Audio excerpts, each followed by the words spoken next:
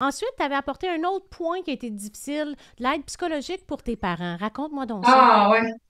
Euh, Mon Dieu, oui. Euh, En fait, je voyais que mes parents, à un certain moment, là, c'était extrêmement difficile. Ben, ça l'a toujours été, là, mais à un point où on a eu de la misère à passer ça en famille. Donc, il y avait offert à mes parents 15 rencontres chacun. Donc, à mon père et à ma mère, parce qu'on se rappelle aussi que ma mère était au téléphone avec moi lors de l'impact, là. Elle a entendu, puis mon père était juste à côté. Donc, ça les a touchés encore plus. J'ai fait des recherches pour trouver des psychologues pour mes parents. Il y en a plusieurs qui ne retournaient pas à mon appel, oui, ils sont débordés. Il y en a certains que j'ai réussi à entrer en contact avec eux, puis on m'a expliqué qu'ils ne prenaient plus de clients SAC. Pourquoi? Parce qu'il y avait trop de rapports à compléter. Puis des fois, ils commençaient le processus avec la personne, puis après 3 rencontres, ils se faisaient dire que le processus était arrêté parce que j'imagine que la SAC décidait que c'était plus pertinent. Et pourtant, la personne, voulait continuer le processus. Donc, Autre c'est un peu ça que les échos que j'ai eus quand j'ai contacté les psychologues, là. Puis il n'y en a pas beaucoup parce que quand on va sur le site Internet des psychologues, on peut faire le choix de cocher SAC, qui prend des Mhm. clients Ouais. SAC. Il n'y en a pas beaucoup, là. Mhm. Autre Donc, lacune, donc, qu'on constate. Le débat qu'elle a de trouver un psychologue pour ses parents, c'est une chose, mais déjà, les accidentés aussi, c'est une autre chose. Quand on regarde en 2023, le maximum qui est permis par heure de traitement, c'est 101 Aujourd'hui, j'ai fait une petite recherche sur l'Ordre des psychologues du Québec. Un 50 minutes, le frais approximatif est entre 120 et Mhm. 180 Donc, on est encore, même si un psychologue accepte à 120 c'est quand même 20 Que qu'un l'accidenté va accidenté devoir doit débourser, hein. encore sortir de sa poche. C'est ça l'objectif du podcast aujourd'hui. Les franchises, là, ça suffit, là. On est supposé avoir un régime qui protège les accidentés au complet. C'est l'impression qu'on a en tant que Québécois. Hein, Marie-Noël, toi, quand tu ouais. entendais ça, tu dis OK, il n'y a pas de souci, je vais être pris en charge par la SAC. Là, on se rend compte Ben, que c'est des dépenses insidieuses à droite et à gauche. Un traitement de psychologie, 20 une semaine, c'est pas grave. Mais si tu en as 4 par semaine, tu es rendu à 80 Donc, ça s'additionne. ouais. Fait qu'il C'est- faudrait que, en fait, parce que là, ça, c'est la psychologie, mais il y a aussi le même problème avec la physio, Oui, la chiro, acupuncture et tout. Donc, ça s'accumule aussi, comme tu ben dis, oui. puis à chaque semaine, là. Donc, c'est Phys- quoi, là, Sophie, justement, les maximums? ben justement, physio, dans le barème, c'est écrit 59 puis la moyenne, c'est 90 pour un traitement de 25 à 45 minutes. La chiro, 43 le frais normal, c'est de 65 l'acupuncture, 58 un frais moyen entre 80 et 100 Ouais. Donc, il y a toujours un manque à gagner d'une vingtaine de dollars là, Par traitement. par traitement. Là. Mhm.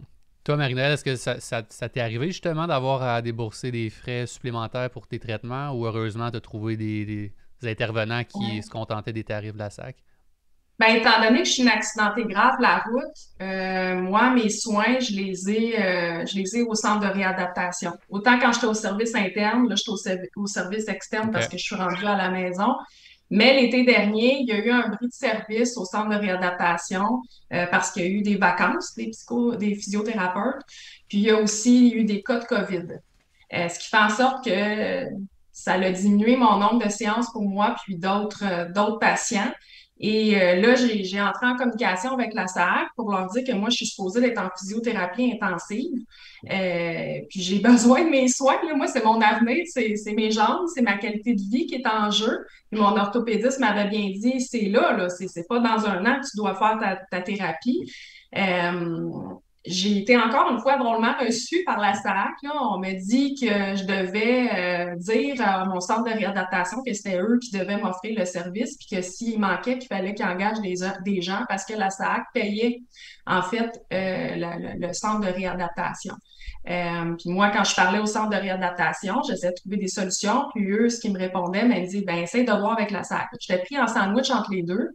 Et j'ai dit à la dame de la SAC, j'ai dit, écoutez, j'ai dit, c'est pas à moi, là, à essayer de trouver des solutions. Vous êtes la compagnie d'assurance, donc vous devez trouver des solutions pour que je puisse avoir les soins qui viennent avec. Puis je trouvais ça aberrant que j'ai besoin de me démener comme ça pour de la physiothérapie qui, Colin, c'est de base.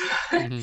Donc, finalement, ça a duré tout l'été. Je me suis payée de ma poche à ce moment-là, avec l'aide de mes parents financières, là, un physiothérapeute qui venait directement à mon centre de réadaptation à raison d'une fois par semaine pour m'assurer d'avoir une certaine cadence. Puis je voyais que ça ne bougeait pas que la SAC. J'ai jamais eu le droit de parler avec la personne qui était responsable de ce dossier-là. On m'a dit que je n'étais pas autorisée. Puis, à un moment donné, j'ai décidé de faire une plainte au CIUS parce que je voyais que ça ne débloquait pas. Puis moi, j'ai jamais blâmé le centre de réadaptation là-dedans parce que je sais qu'il y a une pénurie, en fait, de physiothérapeutes là, dans le domaine de la santé partout. Sauf que je sais qu'ils payent la physiothérapie pour d'autres personnes, d'autres accidentés de la route dans des cliniques privées. Donc, je comprenais pas pourquoi on pouvait pas juste m'aider à pallier pour le petit bout de temps là, qui manquait de service. Donc, j'ai fait ma plainte. Finalement, j'avais envoyé toutes mes factures à la SAC. Je pense que ça s'est réglé dans le sens fin de l'été, septembre, quelque chose comme ça. On rembourse mes séances. Puis là, juste avant les fêtes, on m'annonce que j'aurais jamais dû recevoir cet argent-là, puis je dois rembourser 880 $.